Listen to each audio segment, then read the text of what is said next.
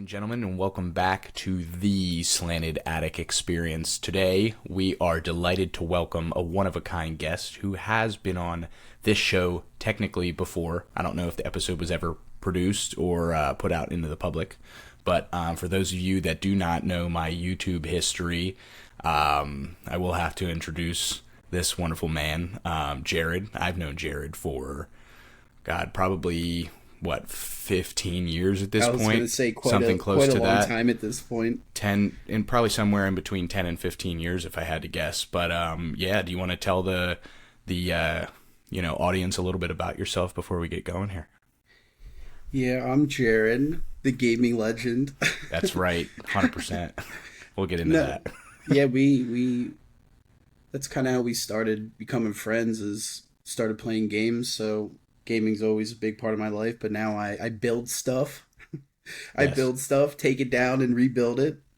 And it's pretty much about all I do right now. I play games. I'm trying to cook more. Yes. Very good. Yeah, I cooked tonight. It took me forever. I'm getting slowly quicker at it. It's like, I don't think this should take me an hour and a half, but... It does, man, and I meal prep for the rest of the week, so I got 3 fucking turkey bowls sitting in the fridge, waiting to go to work with me. So kind of hype, but yeah, it takes a while. At least it's nutritious though.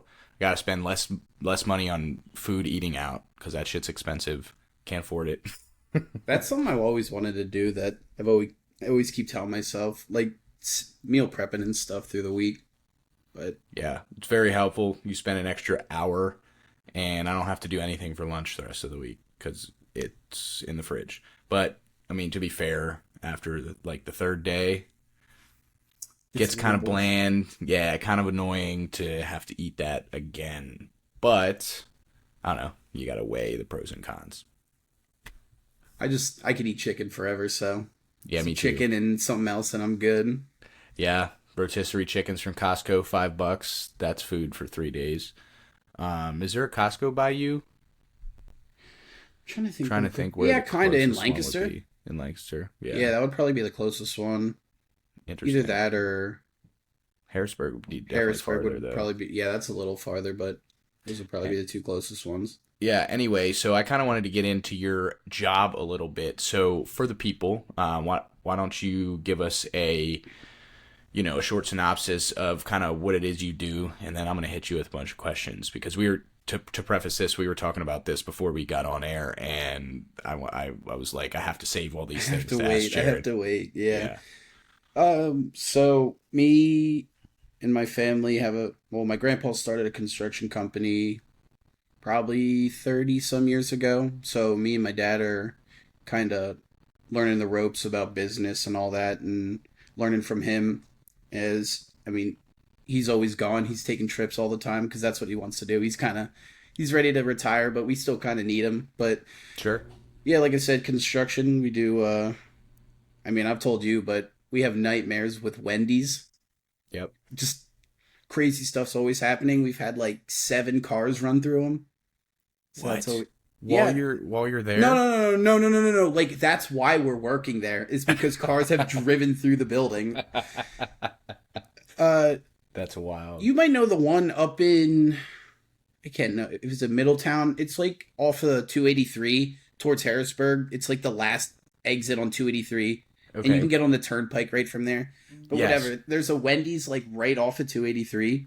And someone went through the bushes. They clipped the rock, hit the transformer on the power line. And the first thing that hit the building was the roof of the car. So we had to like reframe a main support corner, and it was crazy. Yeah. Sorry, I didn't mean to cut you off there. So good. Are you guys like a general contractor and you self-perform? Like you build it all yourself? We do, we are GCs for some jobs, just depends on how we bid it. We do subcontract work. We have my grandpa has a ton of connections throughout the years, so nice. People are always like, hey, we need you. Can you do this? Sure. Even if we can't do it, we can pretty much do anything at this point. That's crazy. What are some of the coolest things you guys have done? Well, I was telling you about that earlier, but the newest job that we just finished was a factory, and it's like a 5-story drying tower. So we had to get This is where we subcontracted a scaffolding company, and so we had to like climb on the outside of the scaffolding. And 5 stories isn't that short, so it's a little scary. Yeah, absolutely. That we've dealt with some pretty bad like main water line breaks. Mm. My dad actually recently we were at like a little strip mall in Harrisburg. We were cutting out the concrete to find like drain lines and stuff. He hit a Yeah. main power line with the jackhammer. Oh He was no, fine. He was fine. But my uncle was there and he was like, "You were really lucky." dude. But like, Yeah. he showed me the jackhammer bit. It was like a, I don't know, 2.5, 3 inch bit. Just a V crater in the middle from where he hit the power line. Yeah, it was crazy. That's wild. Wow. Yeah, I mean, for those of you out there that don't know the intricacies of construction and like utility work, getting hit like hitting something like that, it could be deadly, right? I mean, that could have a lot of power to it, and that's 100%. so Like scary. a main power line, that's like all the power coming from the power lines. Like that's Yes. nothing stopping it. There's no GFI to break the current. It's just straight electricity coming. Yeah. And he hit it with a metal bit. So Yes. That's wow. Well, thank God that, but like that's some of the transpired crazy right there. stuff that happens. But Yeah, well, that's cool, kind of cool though. You're doing concrete and utility work and all that stuff. That's like way more than we get ourselves into. We subcontract all that fun stuff out. that's like that's one thing my grandpa's always tried to do. He tells everyone, if you need something done, let us know. Either we can do it or we know people that can do it. So we've kind of just become this like jack of all trades because we do a lot of commercial, but we also do a lot of residential. But That's so neat. it's pretty fun. It's Yeah. it's rewarding to see when stuff's finished. That's what I like Absolutely. about it. So, how many guys do you have on your crew? You said you do subcontract out some stuff, but like, do you have like general laborers? I know you get up there and do shit, don't you? Yeah, actually, we don't have that many people. Like, we are a pretty small company, but like, Hmm. I'd say we have probably 6 or 7 guys. But like, as I learn more, I'm able to, not need like my dad or my uncle who also work with us as much, so that they can also go do their thing because I mean, they've been doing it for so much longer. They can do some more of the specialty stuff and the Hmm. more intricate, like detailed work and stuff like that I still haven't.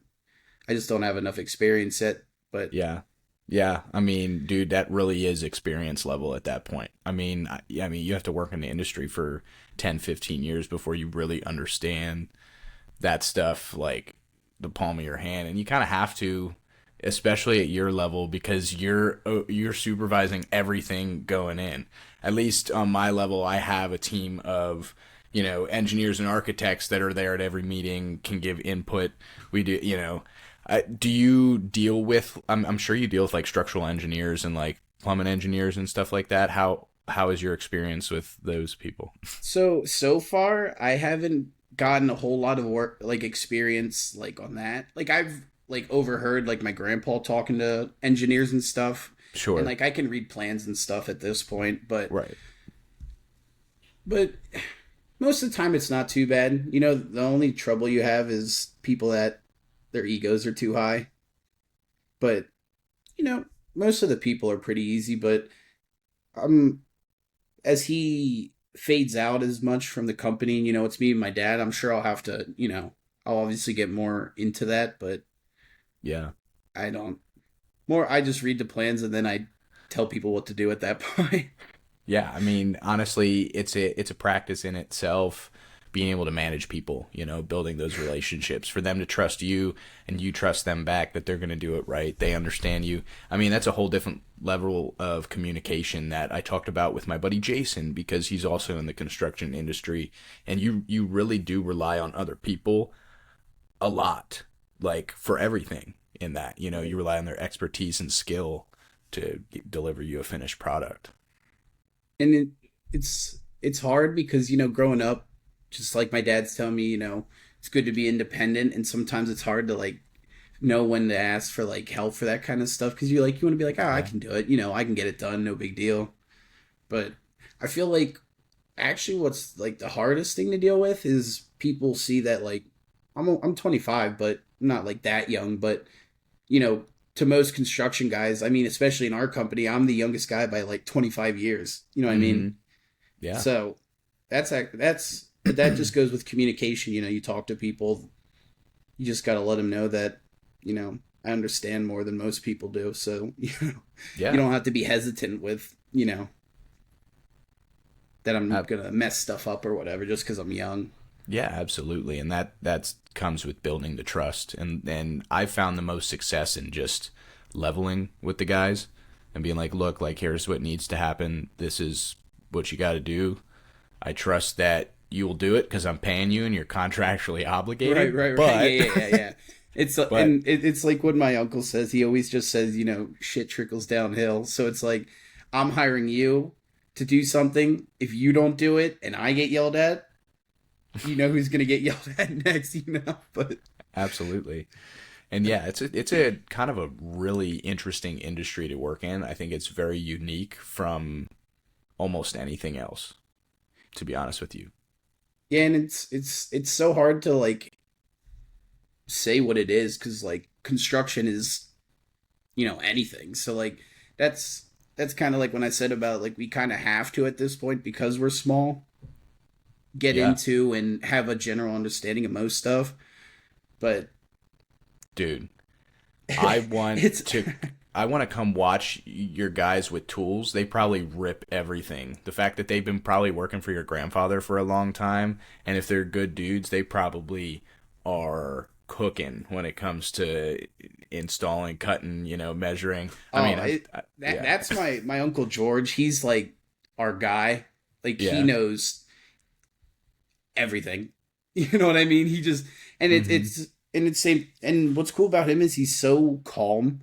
Like sometimes my dad, you know, he's got a lot of other stress on him. You know, running the company besides just the work.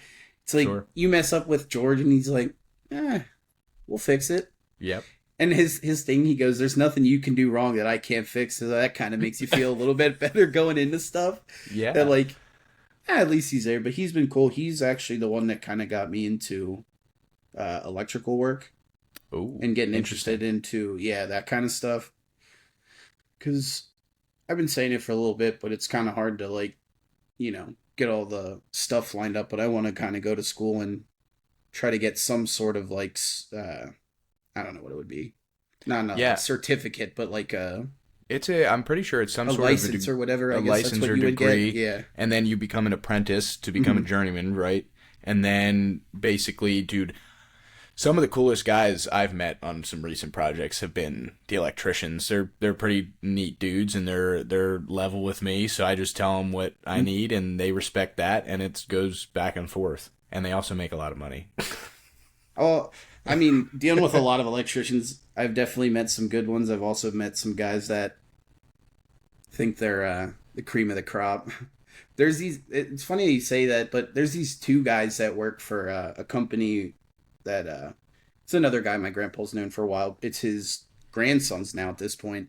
They Hmm. are twins, and the one is 6'9", and the other one is 6'7" or something like that. Absolute giants, dude. Crazy. Coolest dudes ever. But it's so funny watching them in the work. They're like, I need a 10-foot ladder to reach this. They're on a 6-foot ladder because they're so Yeah. big.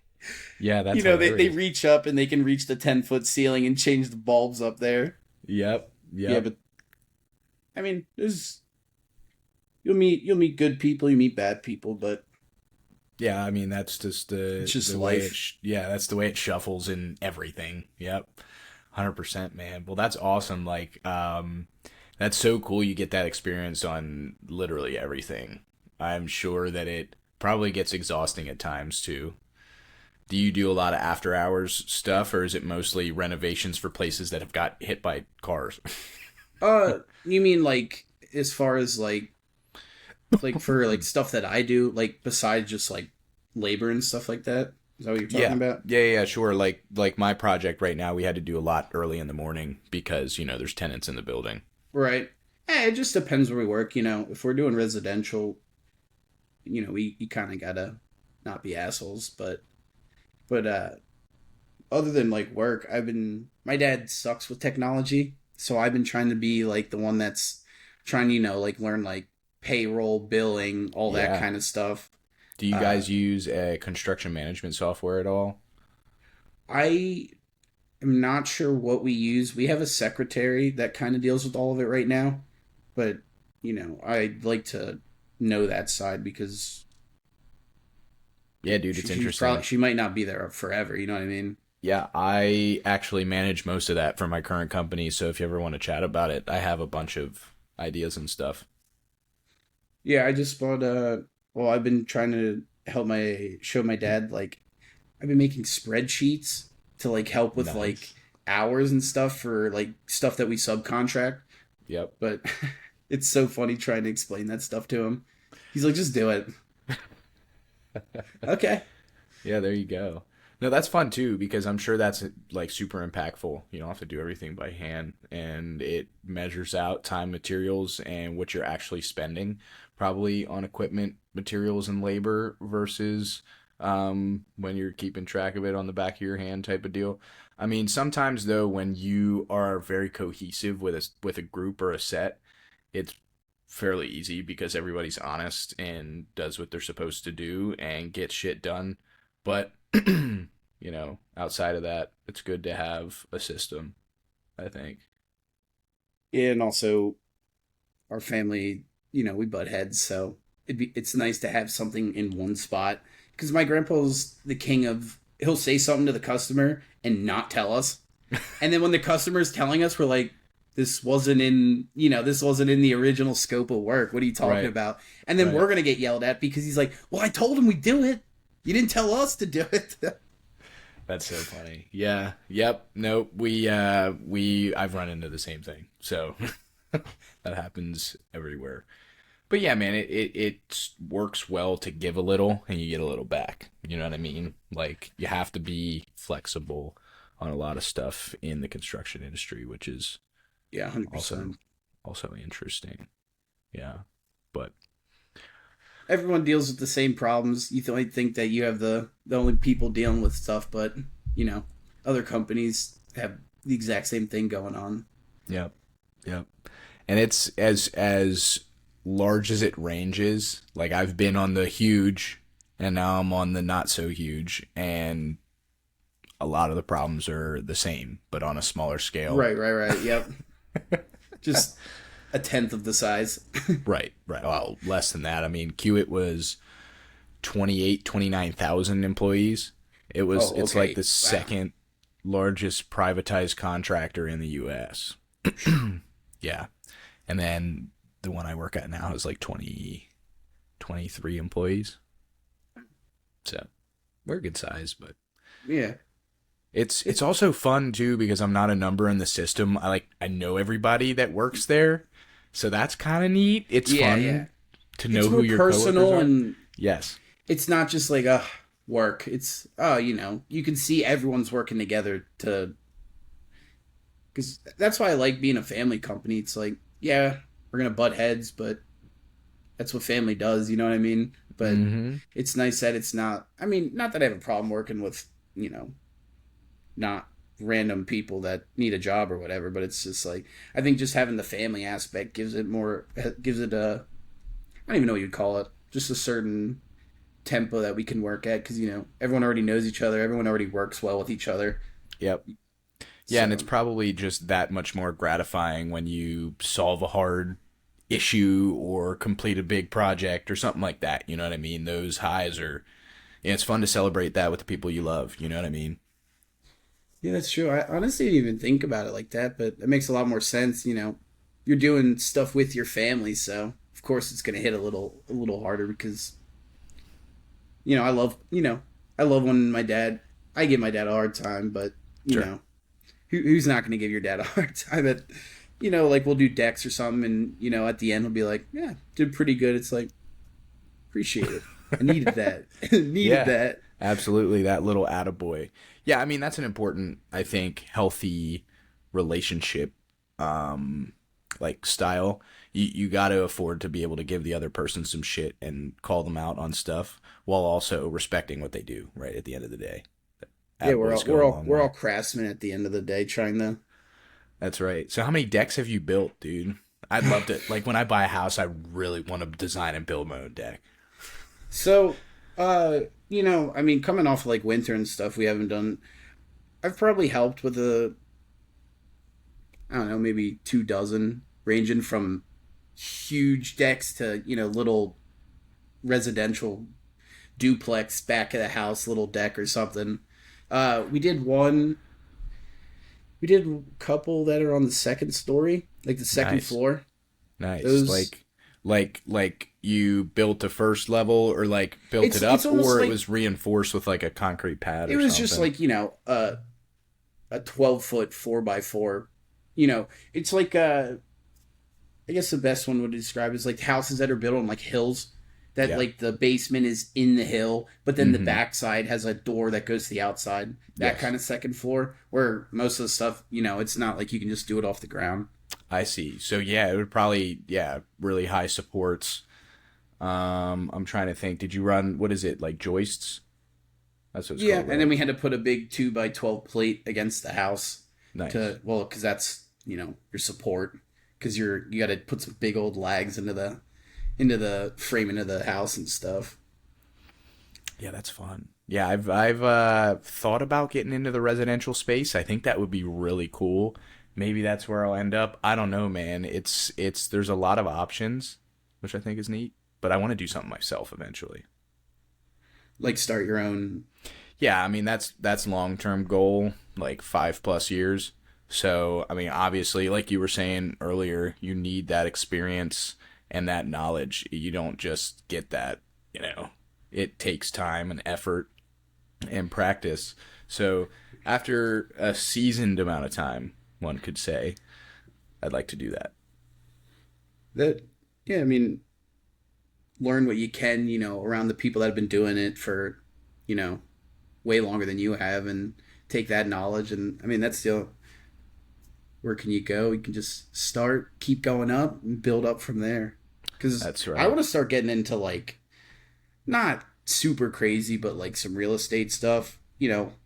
Maybe have a couple properties here, and because Yes. my grandpa just sold all of his in Oh, Lebanon. really? I'm pretty sure I've told you he had a bunch in Lebanon there. Yeah, I think you have. He just sold, or this coming week, they finalized the last two properties. But Wow. I even got that experience. I was a property manager for 2 years, Hell yeah, so dude. that was fun. Oh yeah, that probably translates perfectly. I've always wanted to get into that, but I didn't really or I don't really know what areas I would like to do that in. Richmond is large and diverse, and I don't know enough about the area to know where good investing would be in terms of property and house.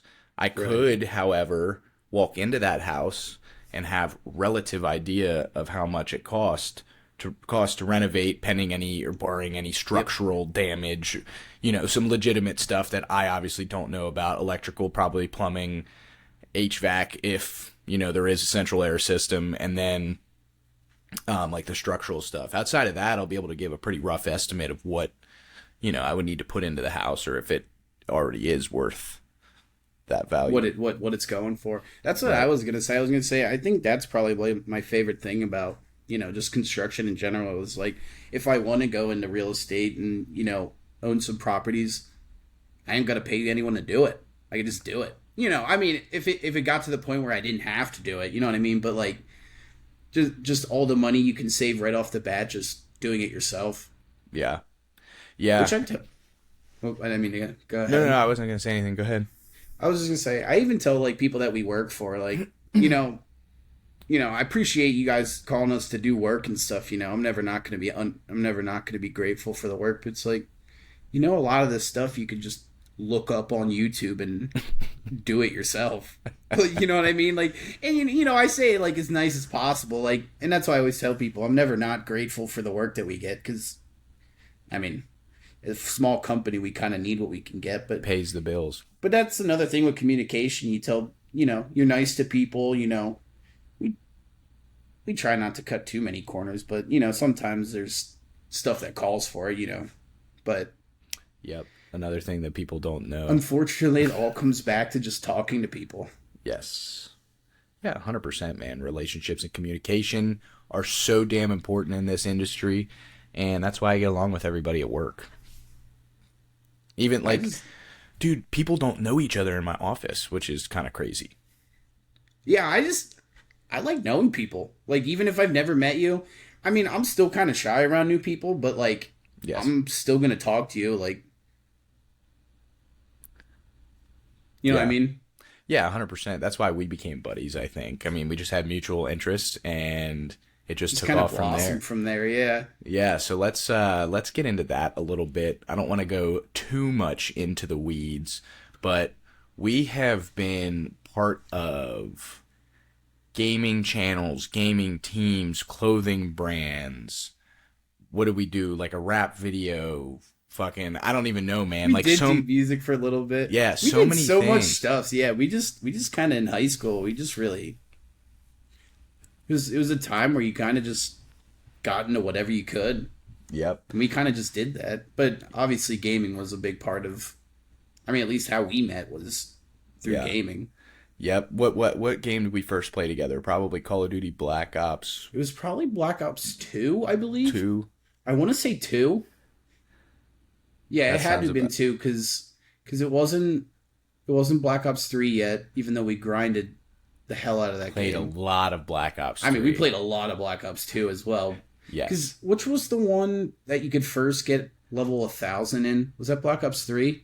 Was it Black Ops 3? I think whatever had exosuits that you could jump around. That was Black Ops 3 because Advanced Warfare introduced the exosuit movement, and then they fucked that game up. That game was awful. Yeah. I hate. Yeah, they put the speakeasy in, and it was too easy. Yes. You know what I mean? Well, you're also all the really legendary good at variants games. in. What do you think's gonna happen? People are gonna spend $7 billion trying to get it. Yep.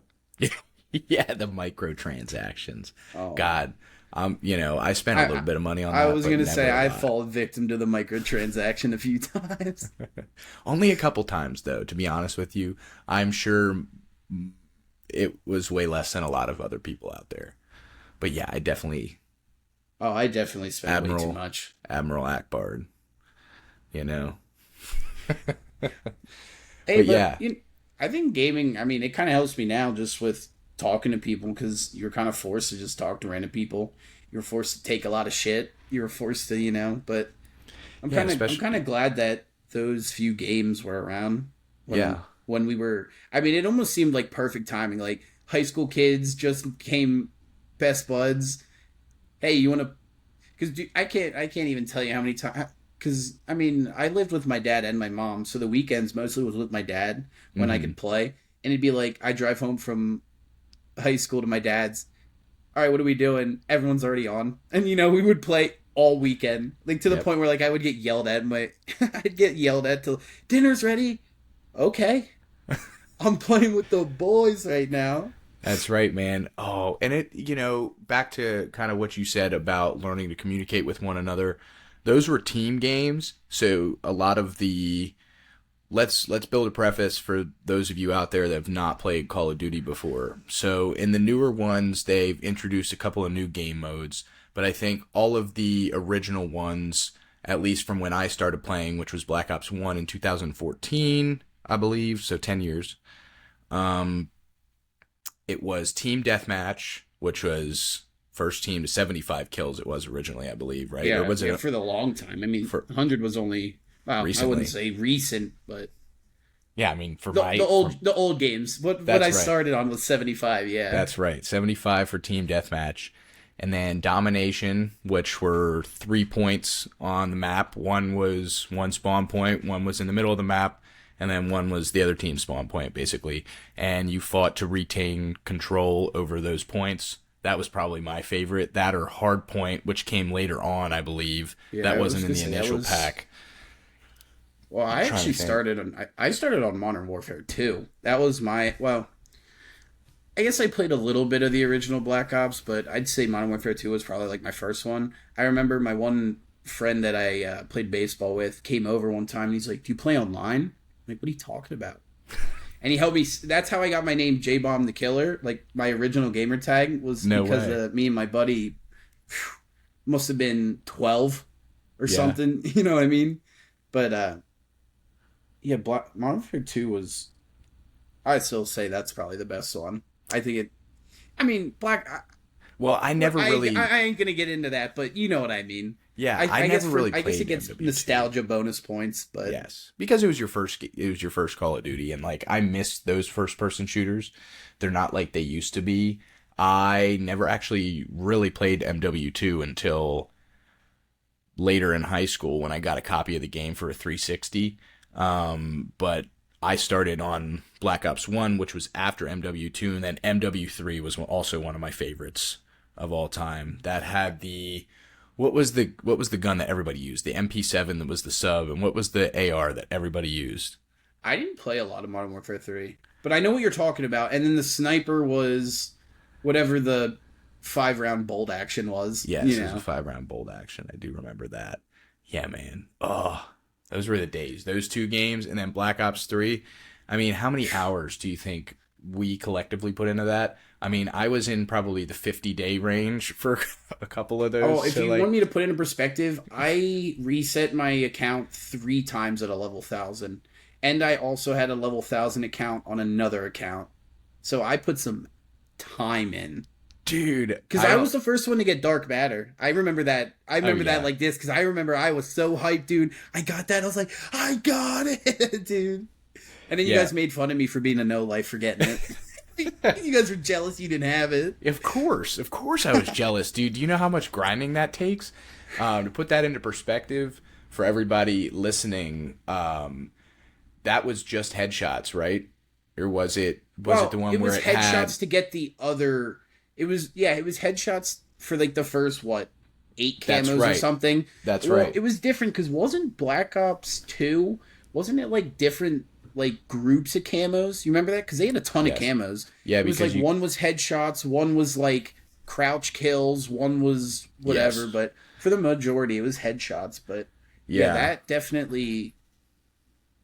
I spent an unhealthy amount of time, but I think at that point I was a freshman or sophomore in high school. What else am I gonna do? Yeah, other than rip video games. Well, I could play school sports, but I'm gonna play with some shitters. on JV, or just deal with asshole coaches, which is what happened to me. True. Yeah. Unfortunately, I love to preach on sports all the time, but there are. I mean, just like everything, like we said earlier, that's life. There are people that are dicks and assholes and ruin people's perspectives of different things, and it fucking sucks that it happened to you, dude. Yeah, but like you said, it happens. But yeah. I didn't mean to break off of the games. Oh, no, you're totally fine. I was going to put it into perspective to everybody that how many weapons do you think there were? So you had to complete every single camouflage challenge for each weapon to get Dark Matter. And that included even the knife, which was arguably... Honestly, I'd say the knife was probably not even the hardest one. Do you remember... the rocket launchers? I remember... No, the rocket launchers were easy because, dude, you went into a domination game and you got 4 billion kills in one game. You know what I mean? That's true. Just run around. Some of the harder ones were like, get 5 bloodthirsties with the rocket launcher. It's yes. Bloodthirsty is 5 kills in a row without dying. Yeah, it'd be 5. But I don't know if you remember the gun. It was the semi-auto shotgun. I think it was called the Brecci. Yes, dude. That gun was trash. Well, I don't. No, but that's what I'm saying. You had to get headshots with that. Well, that's when we were sweats and went into hardcore all the time. Yes. But I only remember that because do you remember Anthony Bresci? Yeah, of course. He used to play with us, so we would just call it the Bresci because that was like all he could use because he used to be. It was so fun that like he would still play with us though. Like I think about that all the time. If I wasn't good at a video game, that's why I only play specific games. I should expand my selection a little bit, but I don't like being shit. Yeah, no. Well, I've just come to terms with that. I'm not good anymore. Because, like... Yeah, whatever, dude. You were always way better than anybody we played with, except for Nate Qua was pretty fucking good, too. I think you and him... Do you remember Brian? Yes. Oh yeah. Crazy Gunner, he gave us a run for our money. Dude, but he was the epitome of no life. That dude was always on. I love that guy, but he would clap us like. But yes. But also you got to think we didn't, other than whenever we were trying to go for camos. Other than that, we were sniping 99% of the time, which puts into perspective how much time we put into the game. Because like we put the grind for the camos and all that. And then we also grinded for, there's a time when we were trying to make videos. I know you did make videos. Yep. I did a bunch for a while. They're still available on YouTube if anybody wants to go watch. It should be under Prophecy Bro, I believe, which is still... So. My gamer tag is now ShotProf because I swapped it because that was, significant time ago. But, those videos are still online. They're still there. One thing I did want to bring up, I can't remember exactly how many it was, but I remember on the Locust, you could put the kill counter on it. And I had fucking 40 or 50,000 kills with one gun. Dude, those two games, obviously me and you had a lot of time together, going for stuff. But like, sometimes I even catch myself. I have all my clips that I've saved for all the games. So for the past, I don't know, I think they go back 8 or 9 years actually. At this point, on my PlayStation, I would clip them and put them on. Yeah. But sometimes I just watch them and it's just I don't know, just the joy that I even still feel now. Just from hearing us freak out for hitting 4 people with a sniper rifle. You know what I mean? Yeah. Hitting a no-scope across the map and just going ballistic. Oh my god, I used to scream my fucking brains out, dude. There'd be weekends where I lived in the attic at my dad's house. So, it was kind of hard to hear, but there'd be times where my stepmom would text me shut up. Just freaking out over a video game, but... Yeah, we're screaming at playing competitive matches. You were there when we went and played the LAN tournament, right? Yeah. It was you, me, CG, and who was the fourth? It was Nate Qua. It was Qua, that's because right. We played on Xbox and all of us were PlayStation players. We played on a 360, I remember. Because remember we stomped the first team. Yes. Not even close. And then dude, I don't know why this is just making me remember it so vividly, but I remember why we lost the next one. Really? They all played Reaper, the guy with the arm machine gun, and we just couldn't do anything. They would just get one ult after another, and we just could never win. That was a good time. Yeah, it's kind of crazy, though, because if I remember correctly, we played Team Deathmatch for one of the game modes, and that doesn't happen in competitive Call of Duty. Yeah. Such a strange game mode. Yeah, especially for 3v3. So, thought that was kind of weird. But we're not going to reminisce about losing a Call of Duty tournament when we could have 14. A whole autobiography about this at this point. Yeah, I know. One thing I did want to say, though, is for one of the next podcast episodes, you should put a bunch of clips into, a thing. We should watch a bunch of them, dude. I would absolutely love to do that. I'll have to get, a YouTube playlist or something of either if it has you guys, me, or whatever, or even just goofy stuff from back then. Because I'm pretty sure I have a bunch of that stuff still, too, on my YouTube. Yeah, but you were just so much better than us at Black Ops 3. I remember that vividly. I think it's really funny, though, because I don't know what it was, but I just remember at the beginning, for some reason, just almost, not being good. And then I don't know what it is, but, obviously we put thousands of hours into this game, but it is funny that we were all really good. We all could hold our own. I just remember being slightly better than most at sniping because dude, yes, you were wild. Oh, yeah. Dude. Yeah, dude, we could have a whole podcast just talking about that era. Absolutely, and we should. I think we should put together a compilation of a bunch of those fun moments, good clips, stuff like that. And then we should go back and watch the cringy shit we did on YouTube. I could send the link to the video me and Chris did of us taste testing random sodas. I think that one's 11 years ago. Oh my god, yeah. No, that seems really long. No, I don't think so, man. It's getting 26. Up there for sure. I'm 26. That would have been sophomore year of high school. That sounds kind of about right.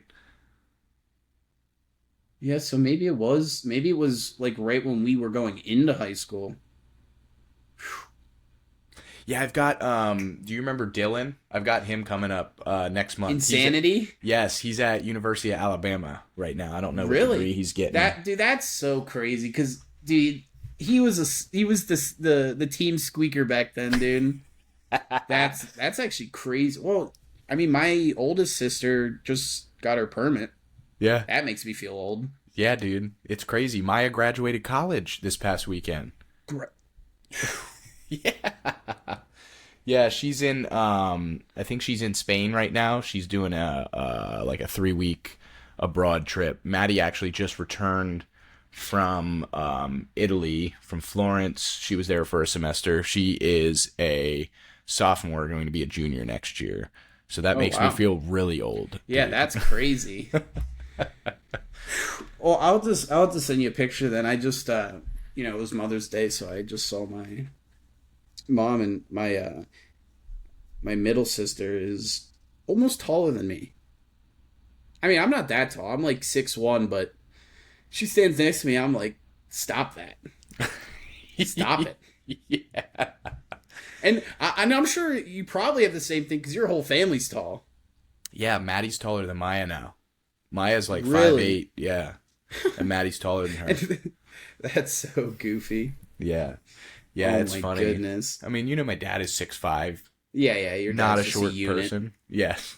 He's just a wall. He's still big, man. I've been getting him on my workout routine, so he's still been exercising. He looks good. Do you guys golf together? I guess it's kind of hard now because, yeah. Yeah, but dude, speaking of golf, have you been golfing? I've been golfing a lot. I just got a fucking new putter, and I've been telling everybody about it. I am not good at golfing, but if we ever hang out, I would love to go golfing because I just love smacking the ball. Yeah, it's a very gratifying sport. Even if you hit 3 out of 90 good shots, You hit a or couple. 100 good shots, no, those are the most satisfying shit you will ever chase in a sport, in my opinion, dude. That shit is gas. I mean, it's like hitting a home run in baseball, scoring a goal in hockey, making it, I don't know, it's hard to equivalent in the NBA. I'm trying to think of other Hitting a half-court sports. shot. Yeah, hitting a half-court shot. You know what I mean? Like, it's just such a satisfying thing, man. I went to the range yesterday. Oh, I love the range. Yeah, I bought this new putter, Scotty Cameron Newport Select 2.5 for those of you out there that are golf nerds. It's only 32 inches, and I am 6'3", so it looked like a toddler putter, me bending down. Like one of the ones you get from a pitch and putt. Yeah. It's got a blue head on it. Yes, exactly.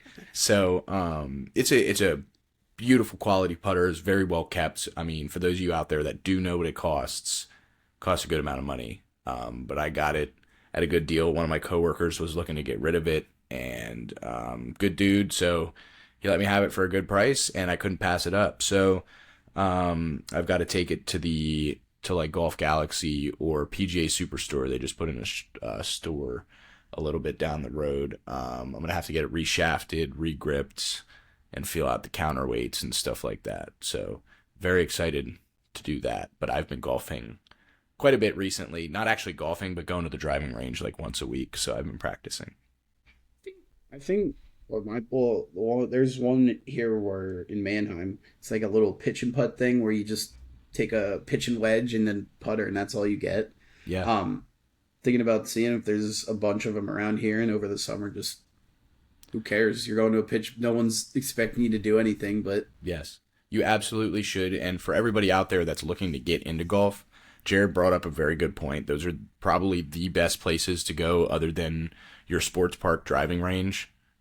Those two places you're going to live at if you're a new golfer, and you'll learn, slowly over time, some of the rules, how to maintain pace of play.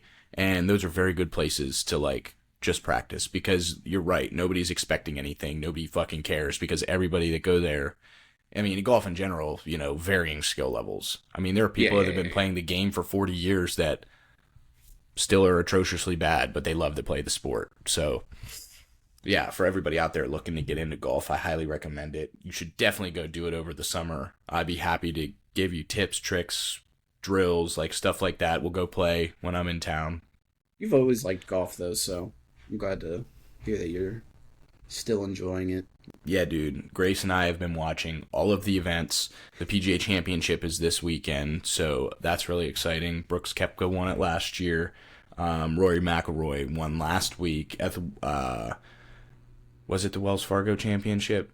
It was the Wells Fargo Championship in Charlotte, North Carolina. They're playing at Valhalla Golf Club this week in Louisville, Kentucky, and it's one of the major events for the year. So it's a rather a big deal. There's 4 of them every year, and that's the only record that Tiger has not eclipsed of basically everybody else's is major championship wins.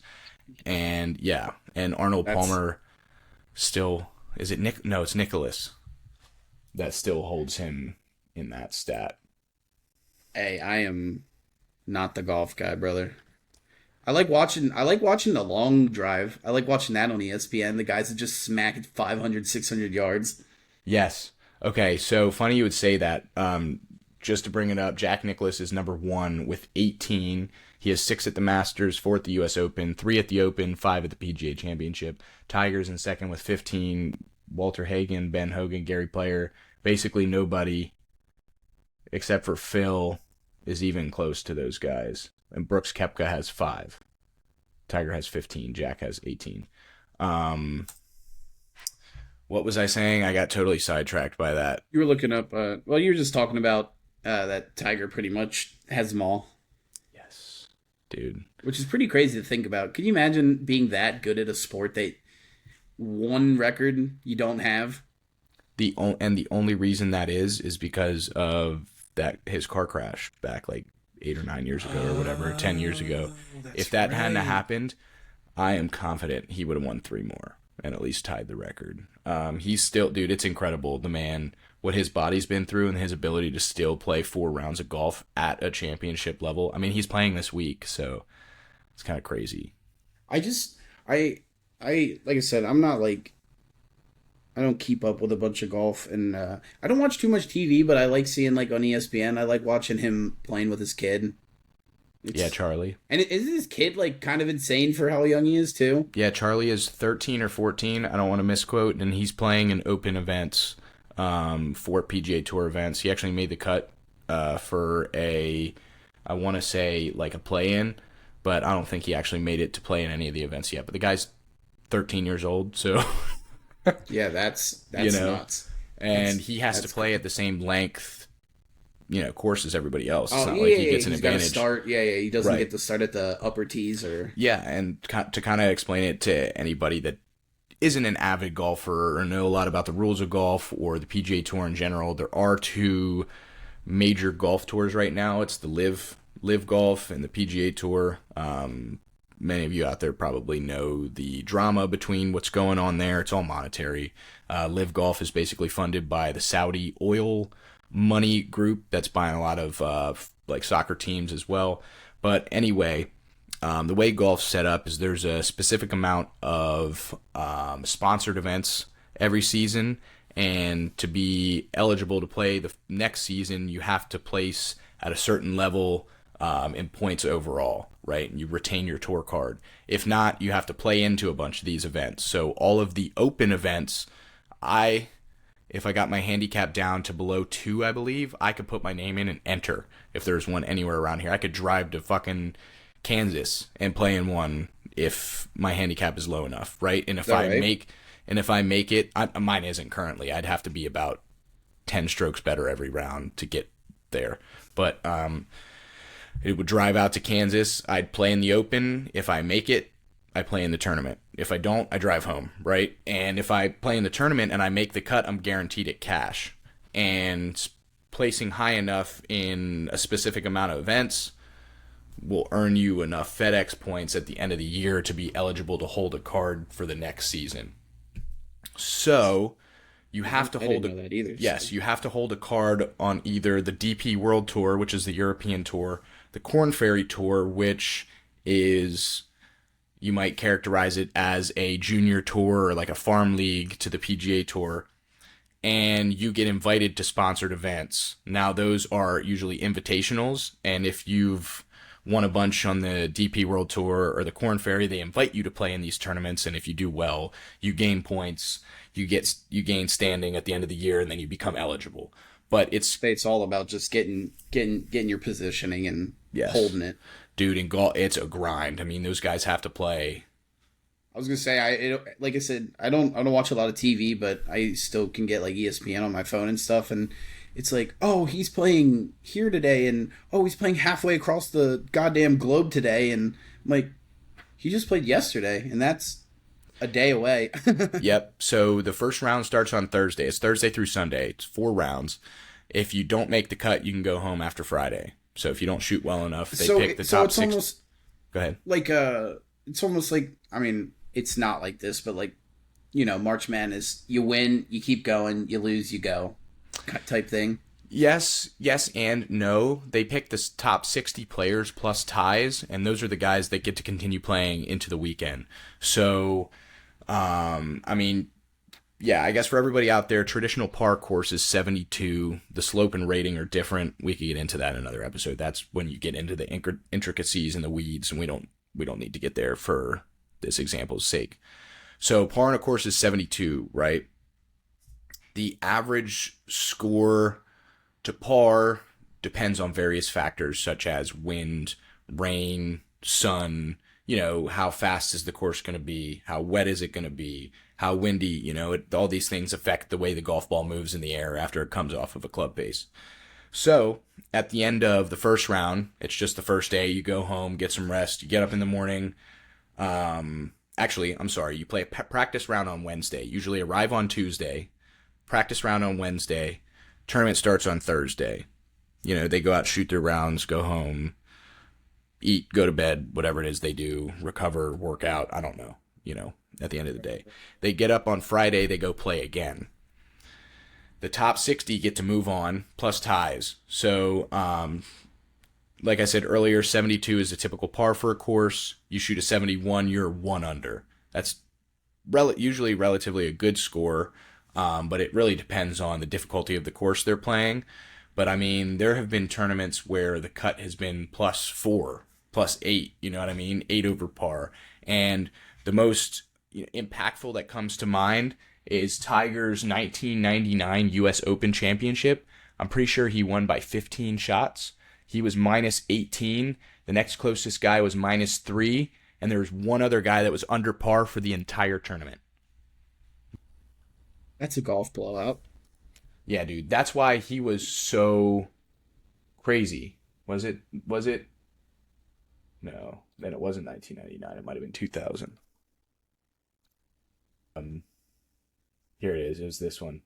I lied. He was the only person under par at -12. Here, we'll show this to the fans out there so they can see what's going on here. So Tiger Woods shot a 272, which was 12 under par.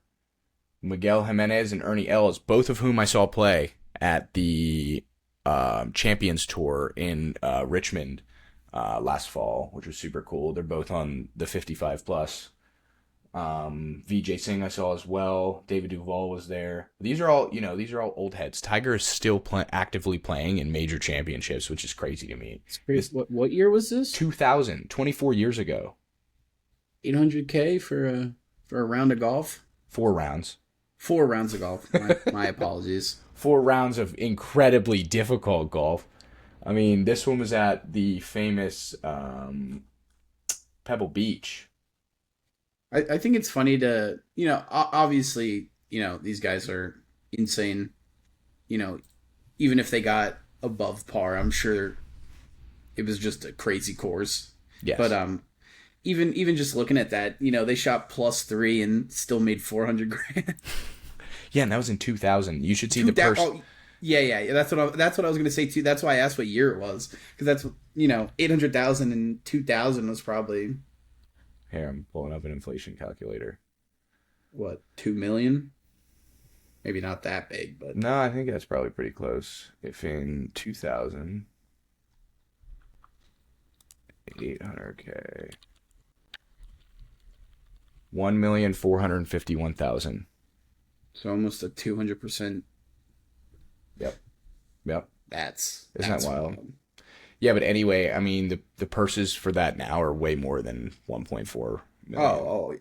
And I'm sure with the league with the Saudi Arabia, I'm sure the coin that they're getting from that is unreal. Well, so interesting you say that. I can kind of explain how the differences are. So in the PGA Tour, it works typically like you win the tournament, you get paid out a specific amount of cash, and that's how you earn a check on the PGA Tour. Your caddy earns whatever specific percentage that you negotiated with him or her to determine like their payout, their salary, right? Whatever. On the Live Tour, they signed John Rahm, who won the Masters last year, a 4-year deal for like $350 or $400 million. Oh, so it's like a baseball contract. It's like play for us for 4 years and you're gonna get X, as much money as you could ever imagine. Yes, and do they have like a number that like what their cap is? Not cap, but like what their total. To be honest with you, and I said this last night when I was on the podcast with Rachel, but I'm going to put my tinfoil hat on because this is when we start getting into conspiracies. They have more money than they know what to do with it. So what they're doing is trying to invest in as many things as they possibly can. I mean, this is fucking Pablo Escobar type money that rats are eating more money than he is spending in a year because they're shitting and ruining cash reserves that he has on hand. They cannot spend this money fast enough. So they'll name whatever lucrative price for any of these guys to try to get a competing agency against the current, market, against the current PGA Tour. And they're looking to invest, in foreign assets and move their money out of their total wealth and start to spread. And it is not good. It doesn't sound good. Not good for us normal people, dude. Oh yeah, well, yeah. It's like what you see at the supermarket. Everything you fucking get at Walmart is like 10 brands, 5 brands. You know what I mean? Every single variety of every chip, drink, X, Y, Z is all manufactured from 5 or 10 different companies.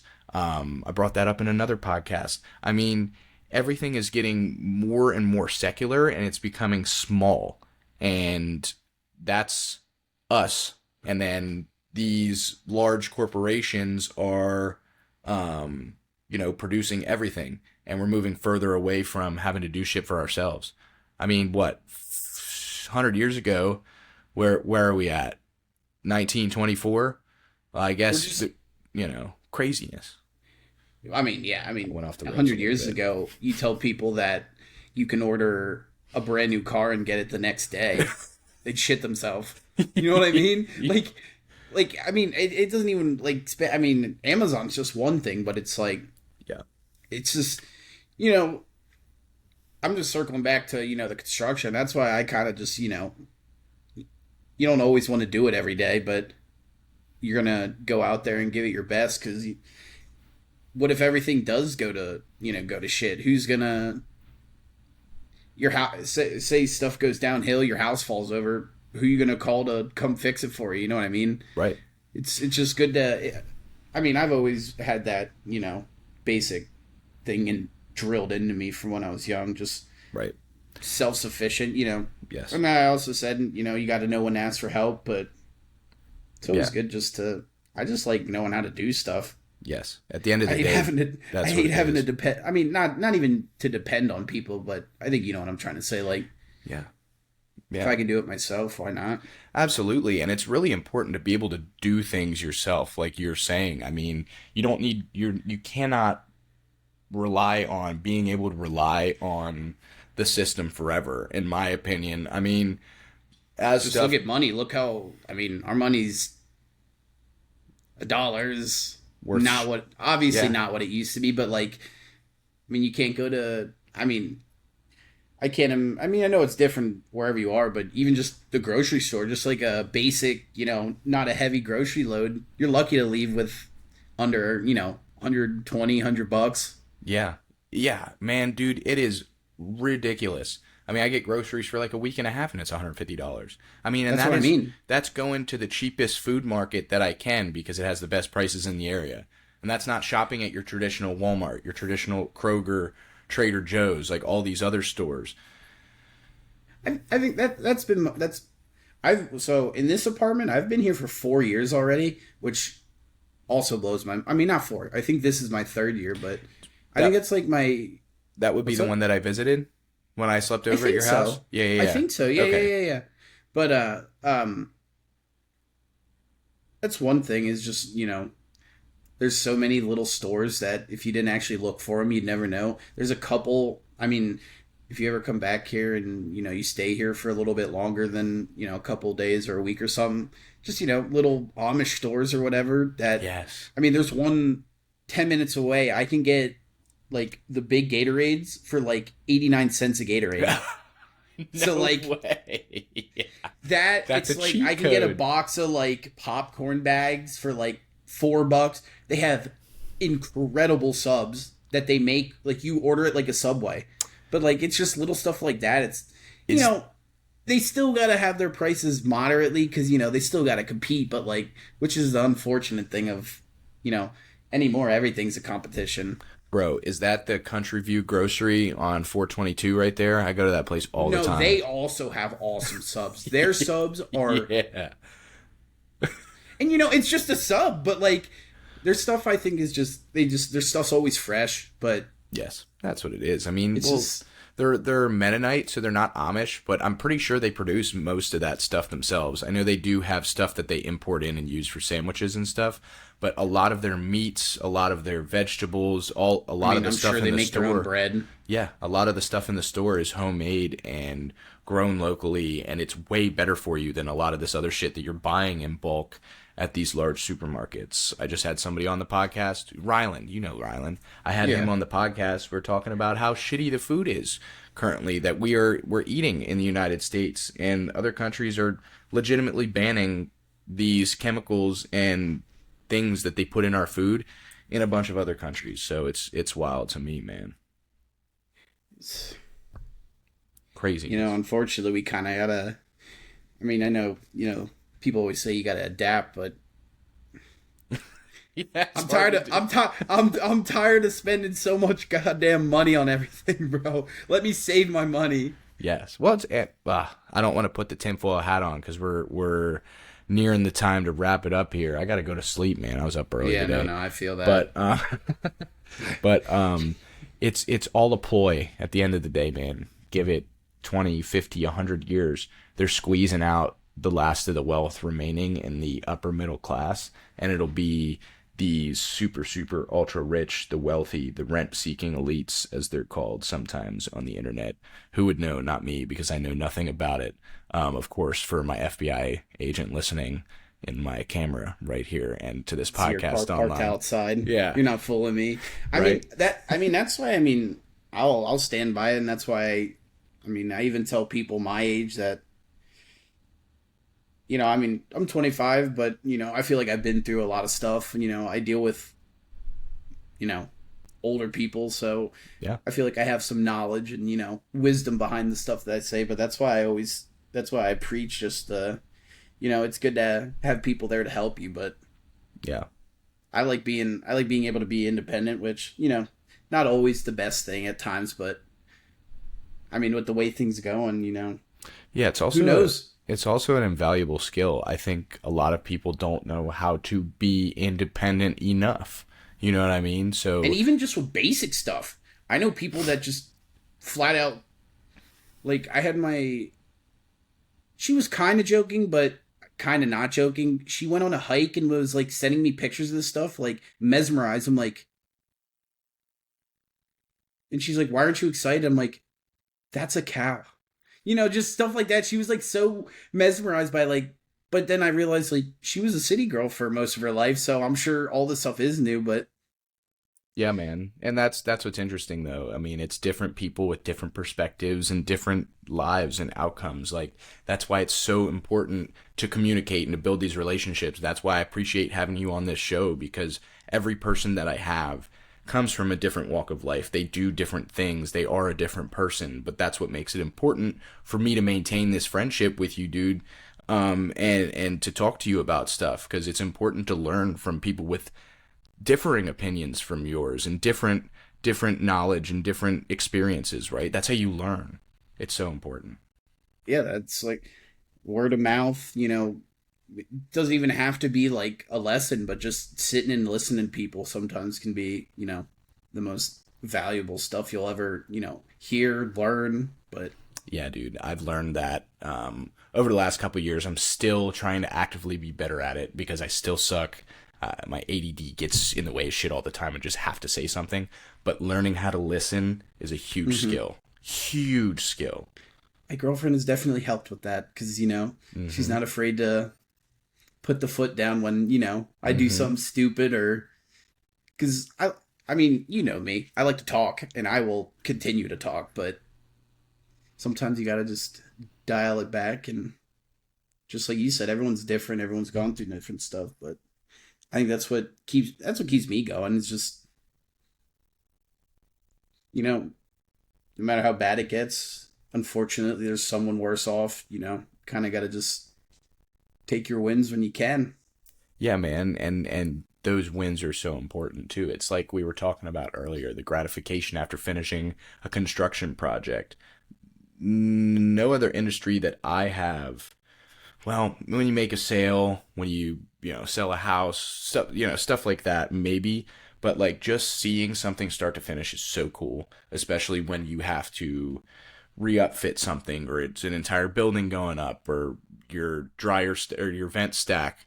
All these things, like it's so interesting to watch because they can be so intricate, and these people that are such specialists at certain areas of their trades are doing this stuff. I mean, dude, I It's walk honestly in. just mesmerizing. Yes. Some of the work I've experienced some work that just baffles me. Yeah. Yeah. I mean, it's so awesome that these people are that talented, and it's a dying breed, dude. We are pushing out the blue collar workforce, and it is bad. That's why, right back to the independence. Hey, not knocking office workers or, people that don't necessarily get out in the field or whatever, but I could build me a house. You know what I mean? I'm good. If all comes down to it, I can cut some trees down and, Right. get me going pretty well. Yeah, absolutely. And that's a crazy thing to think about because as the workforce dwindles, I mean, construction labor is at like an all-time low or a shortage of whatever, and it's going to continue on that trajectory because what do we push in modern day society? In all of the movies, all of the media we consume, all of the social media, the TV networks, whatever we're watching, we're consuming, the newspapers, it's all about that secondary education and going to college. And it doesn't promote the idea that that is not for everybody, and that is so important to reinforce to especially kids coming out of high school right now. If you want to work in a trade, it is such gratifying work. You go do that if you think that's where your career path lies and that's where your interests are, because you will probably make double the amount of money from your counterpart. And if it's something like that goes to college and does whatever major, I mean, of course, there's some discretion with that, like some finance stuff, sales, people Right. can make a lot of money, but man, do what you love. That's the most important thing. You want to enjoy it. Yeah. Just like you said, and like I said, I don't want to keep you too long, but they skip over that. It's like you can't. I'd say like construction and that kind of stuff is, the foundation for.